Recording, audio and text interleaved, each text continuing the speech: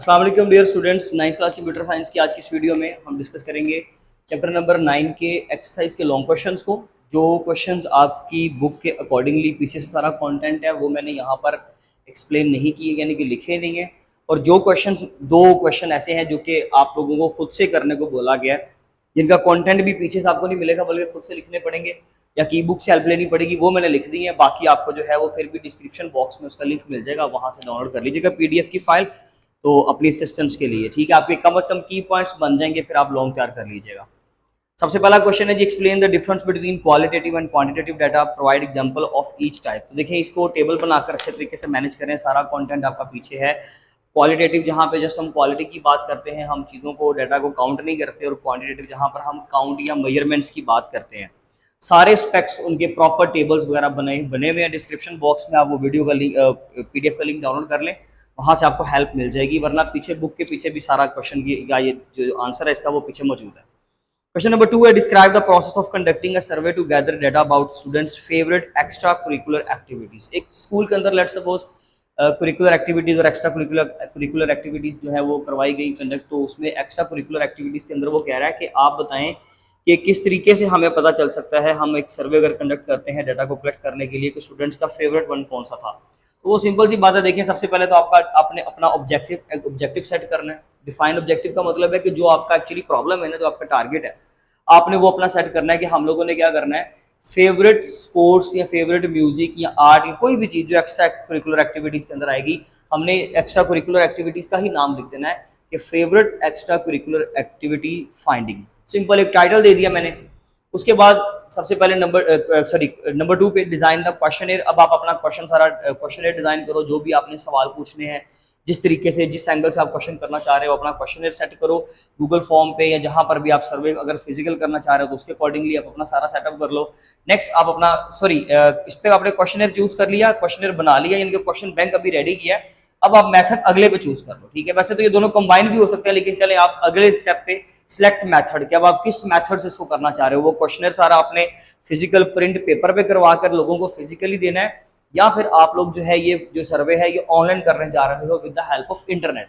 तो वो select method, उसके बाद डिस्ट्रीब्यूट द सर्वे जो है वो लोगों तक आप पहुंचा दें, डिस्ट्रीब्यूट कर दें, शेयर कर दें, एंड देन उनके रिस्पॉन्सेज को कलेक्ट करें, यानी कि डाटा कलेक्शन यहाँ पर होगी। ये बेसिकली आपका डाटा कलेक्शन है, ठीक है, डाटा गैदरिंग या कलेक्शन।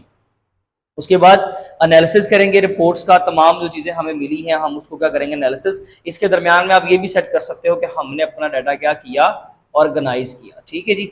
एंड देन एनालिसिस करें और उसके बाद उस रिजल्ट को आप इंटरप्रेट कर दोगे। तो ये जस्ट आपने पॉइंट्स के हेडिंग्स के नाम बताने हैं, जो आप एग्जाम्पल सेट कर रहे हो उसी एग्जाम्पल को साथ लेके चलो, यानी कि जो आपने राइट साइड पे हेडिंग्स के आगे कंटेंट लिखना है, वो जो भी एग्जाम्पल आपकी आएगी, लेट्स सपोज अगर यही आती है तो ये वाली, अदरवाइज फिर आप चेंज कर लेंगे उसको, ठीक हो गया। नेक्स्ट अब हमारे पास है question number 3, compare and contrast continuous and discrete data, use examples to show how each type of data might be used in a school setting such as measuring student performance or tracking attendance। उन्होंने तो आपको hint दिया है कि आप ये काम कर लें, लेकिन अगर एक्चुअली आप कोई भी एग्जांपल वहां पर दे सकते हो। जो उन्होंने एग्जांपल दी जरूरी नहीं कि आपने वही यूज करनी है। तो आपको अगर तो कह देता है कि आप यही करेंगे तो फिर ठीक है, आप इसी का नाम ले लीजिएगा। जैसे कि हमें बेसिकली करना ये कि कंटिन्यूअस और डिस्क्रीट, ये किस कैटेगरी में आते हैं, ये आते हैं जी क्वांटिटेटिव डाटा में। उसकी दो फॉर्म होती है, कंटिन्यूअस डाटा और एक डिस्क्रीट। कंटिन्यूअस में जिसमें तमाम नंबर आ जाते हैं, हर पॉइंट वाला, पॉइंट के बगैर तमाम नंबर। और अगर हम डिस्क्रीट की बात करें तो उसमें फिक्स्ड वैल्यूज आती है डिस्क्रीट डाटा, जैसे कि पॉइंट के बगैर वाली वैल्यूज, फ्रैक्शनल वैल्यूज उसके अंदर शामिल नहीं होती। पहले आप अपना सारा बुक से कंटेंट इसका गैदर करेंगे, सारा टेबल वगैरह बनाएं, उसको सेपरेट करें, प्रिपेयर करें, आप उनको कंपैरिजन करने के बाद फिर बताएंगे इस एग्जाम्पल के बारे में। और इस एग्जाम्पल में वो कह रहा है कि जी आप हमें बताओ कौन सा डाटा स्कूल सेटिंग में बेस्ट रहेगा। देखिए, स्कूल सेटिंग में मैं कहता हूँ जी क्लास के अंदर नंबर ऑफ स्टूडेंट्स, तो ये डिस्क्रीट डाटा है। और अगर मैं कहता हूँ कि जो स्टूडेंट्स की मुझे हाइट मेजर करके लिखनी है, तो ये क्या है जी, ये आपका कंटिन्यूअस डाटा। तो आप सिंपल से एग्जांपल दे देंगे। अगर उन्होंने बोला है such as in a measuring student performance और ट्रैकिंग द अटेंडेंस, तो ट्रैकिंग अटेंडेंस, अगर आप अटेंडेंस ट्रैक करते हो तो यानी कि नंबर ऑफ स्टूडेंट्स की बात हो रही है। और जब आप स्टूडेंट्स की परफॉर्मेंस की बात करते हो तो फिर आप मार्क्स की बात कर लो, तो मार्क्स में फिर आप पॉइंट वगैरह जो है वो यूज कर लेते हो। क्वेश्चन नंबर 4 की बात करें तो analyse the benefits and challenges of using digital tools like Google forms और डाटा कलेक्शन। बेनिफिट्स भी बताने हैं और नुकसान। बेनिफिट ये होता है कि एक क्विकर मेथड है, एक बहुत ही पोर्टेबल मेथड है, आप फौरन से रिस्पॉन्सेज को कलेक्ट भी कर लेते हो, और ये इको फ्रेंडली, आपको इसमें कोई फिजिकल एफर्ट्स भी अक्सर नहीं करनी पड़ती। जबकि अगर हम इसके चैलेंजेस देखें तो चैलेंजेस ये हैं इस चीज़ के यानी कि अगर हम ये वाला डिजिटल टूल वगैरह इस्तेमाल करते हैं सर्विस के लिए, तो इसमें हमें डिवाइसेस चाहिए, इसमें हमें इंटरनेट की सर्विस चाहिए। अक्सर लोगों के पास डिवाइसेस नहीं होती, और अगर बहुत सारे लोगों के पास डिवाइसेस हो तो वो उसको इस्तेमाल करना ठीक से नहीं जानते। लोग टेक्नोलॉजी से इतना फेमिलियर नहीं होते, उनको इतनी अवेयरनेस नहीं होती चीज़ों को इस्तेमाल करने की, तो यहाँ पर बस प्रॉब्लम आता है। या फिर अगर कभी किसी ने रैंडम अगर आपने किसी को बोला कि यार ये क्वेश्चनर फिल कर दो, और उसने बस अब आपके कहने पे बस आपकी बात कम पूरी करने के लिए उसने क्या कर दिया, फिल कर दिया, जबकि उसने एक्चुअली ना स्टेटमेंट्स को ठीक से रीड किया, ना ठीक से रिस्पॉन्स जनरेट करवाया अपना, ठीक है। तो वो फिर वहां पे प्रॉब्लम आती है। अदरवाइज ये एक बहुत ही बेस्ट मेथड होता है। अगर हम क्वेश्चन नंबर 5 की बात करें, तो imagine you are tasked with organising a school event and need to collect data on students preferences for activities and refreshments. देखिए जी, हम लोगों ने ये बेसिकली देखें वो किस तरह से कह रहा है, ये प्रैक्टिकल क्वेश्चन इस तरह का बोर्ड में नहीं आएगा, याद रखिएगा। ये जस्ट आपकी प्रैक्टिस के लिए कि हम लोगों ने क्या करना है, एक सर्वे करना है, और उसके अकॉर्डिंगली ही हम लोग फिर अपने इवेंट को लेकर चलेंगे। तो वो क्या कह रहा है, सबसे पहले create a survey, let's suppose Google form के जरिए हमने करना है जी, ठीक है, with some questions, prepare some questionnaire, जैसे कि हमने यहाँ पर किया था। आप इस तरह पॉइंट लिख ले, कोई इशू नहीं है, आप सेंटेंस की फॉर्म में लिख ले, पैराग्राफ की फॉर्म में लिख ले, कोई इशू नहीं है। अब आपकी फेवरेट गेम क्या है, म्यूजिक या आर्ट क्या, आपने उसके बारे में क्वेश्चन सेट किए, शेयर विद द स्टूडेंट्स के साथ शेयर करें, डाटा को कलेक्ट करें, ऑर्गेनाइज करें डाटा को। यानी कि ऑर्गेनाइज करने से मुराद ये कि आप उसको टेबल्स की फॉर्म में, चार्ट्स की फॉर्म में आप लिखें, ताकि वो ठीक से जो है वो आप उसके साथ उसका रिजल्ट जो है वो इंटरप्रेट कर सको, रिजल्ट इंटरप्रेट करें, और उसके बाद प्लान द इवेंट अकॉर्डिंगली। जिस तरह से लोगों का रिस्पॉन्स था, जिस तरह से लोगों ने आपको जो है वो अपनी ऑब्जर्वेशन के अकॉर्डिंगली या अपने इंटरेस्ट के अकॉर्डिंगली लोगों ने आपसे चीजें शेयर की, आप उसके मुताबिक अब अपना इवेंट को लेकर चलोगे। बेसिकली यहाँ पर मकसद ये था कि आप लोगों ने एक इवेंट ऑर्गेनाइज करना है, उसमें रिफ्रेशमेंट्स में क्या होना चाहिए, उसमें आर्ट में क्या होना चाहिए, या उसके अंदर एक्स्ट्रा करिकुलर एक्टिविटीज क्या होनी चाहिए। तो वो सारा सेटअप आपसे पूछ रहे हैं कि अगर आप क्या करें, लोगों से ही पहले राय ले लें। तो वो राय लेने के लिए हमने क्या किया जी, हमने सर्वे कर लिया। नेक्स्ट है question number 6, explain the role of tables and charts in data analysis. तो ये बेसिकली क्वेश्चन आपको पीछे से इसका आंसर मिल जाएगा। आपने टेबल्स एंड चार्ट्स के बेनिफिट्स वगैरह बताने हैं, एडवांटेजेस बताने हैं, डाटा आपको फिर भी पीडीएफ की फाइल में शेयर कर दिया जाएगा, लेकिन ये चीजें हमने सारी पढ़ी हुई हैं।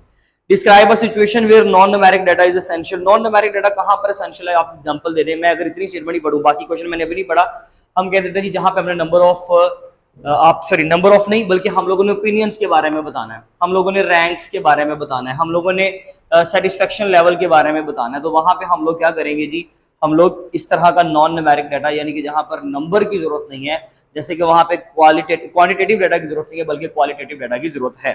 बाकी पढ़ लेते हैं statement. How would you collect, store and analyze this type of data? Discuss the tools and techniques you would use to ensure the data is accurately interpreted. देखिए इसमें अब फर्दर हम क्या करेंगे, how would you collect, store and analyze this type of data?